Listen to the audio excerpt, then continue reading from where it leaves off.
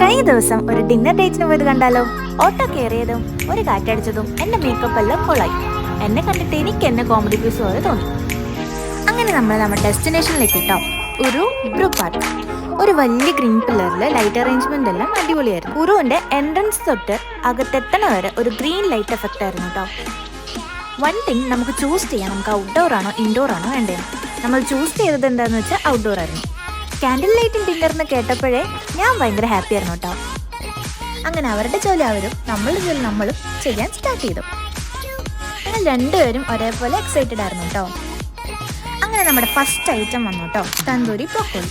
സംഭവം കാണുന്ന പോലെ ഒന്നുമല്ല, ഒരു ഓക്കെ ഐറ്റം ആയിരുന്നു കേട്ടോ. നെക്സ്റ്റ് ഐറ്റം ഒരു രക്ഷയില്ലായിരുന്നു കേട്ടോ, പെന്നെ ആൽഫ്രഡോ പാസ്ത.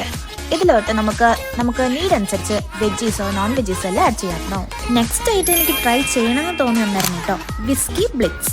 ഇത് ട്രൈ ചെയ്തതും എനിക്കത് നല്ലോണം ഏറ്റു കേട്ടോ.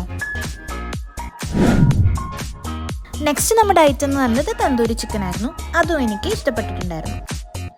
ചേട്ടൻ ഓർഡർ ചെയ്തത് ഒരു മാംഗോ ആലി ആയിരുന്നു. ഇത് പക്ഷേ വിസ്കിയിലേക്കാളും കനപ്പ് ഇത്തിരി കൂടുതലായിരുന്നു കേട്ടോ. ഈ ഡിന്നർ ഞങ്ങൾ രണ്ടുപേരും പ്രതീക്ഷിക്കാതെ ഒരൊറ്റ മൈൻഡിലെടുത്ത തീരുമാനമായിരുന്നു കേട്ടോ. അതിൻ്റെ സന്തോഷം ഞങ്ങളുടെ മുഖത്ത് കാണാനുണ്ട്. ഇവിടെ എനിക്ക് ഇമ്പ്രസീവായിട്ട് തോന്നിയിട്ടുള്ള ഒരു കാര്യം എന്താണെന്നറിയോ, ഇവിടെ പെറ്റ്സ് അലൗഡാണ്. കാരണം പട്ടിക്കുട്ടികളും പൂച്ചക്കുട്ടികളും എല്ലാവരും ഇവിടെ കൊണ്ടുവരാം. അങ്ങനെ എൻജോയ്മെൻ്റ് എല്ലാം കഴിഞ്ഞ് ലാസ്റ്റ് തിങ് എന്താ, പേ ചെയ്യണം. പേ ചെയ്ത് കഴിഞ്ഞതും നമ്മൾ നേരെ നമ്മുടെ വീട്ടിലോട്ട്. ഇതിൻ്റെ ലൊക്കേഷൻ വരുന്നത് ബാംഗ്ലൂരിലെ JP നഗർ സൈഡിലോട്ടാണ് കേട്ടോ. ബൈ.